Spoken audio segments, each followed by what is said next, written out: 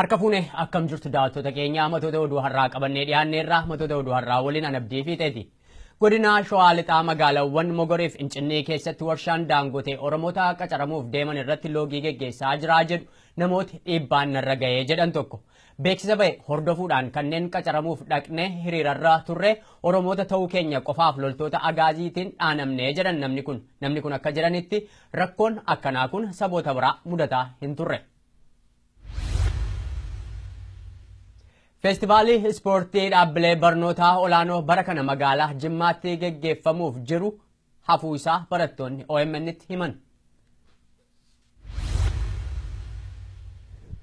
Tibba darbirraa jalqabee Walloo aanaalee Baatee Kamisee Caffaa Roobit Arxummaa fi bakka garaagaraatti mormiin erga geggeeffamuu eegalee ammayyuu haalli jiru hedduu ulfaataa ta'u jiraattonni OMN'tti himan.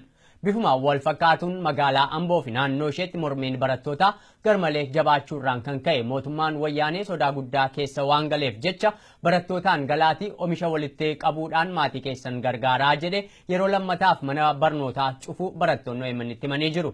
Godina Arsii Lixaa aanaa Qoree keessatti ammoo mootummaan wayyaanee maanguddootaa fi dargaggeeyyii hedduu gara mana hidhaatti guuraa jira jedhu. Matoota oduu har'aaf jenne kanuma oduu idilee walitti deebina gama kootiin nagaatti. Warri OMN'n karaa bilbilaatiin hordoftan lakkoofsi kanaan dura ittiin hordofaa turtan jijjiiramuu isaa isin beeksifna.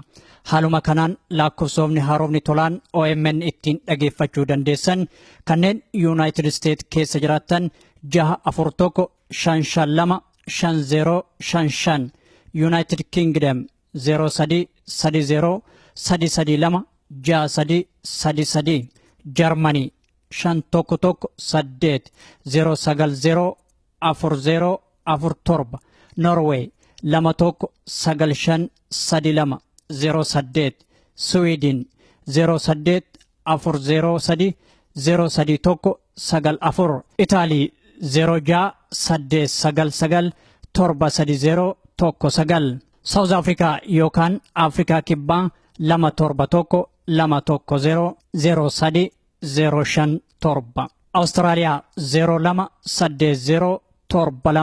72 5170 irratti nu dhageeffachuu dandeettan. Biyyoota birootiif lakkoofsa haaraa akkuma baafneen isin beeksifna. Galatoomaa OMN.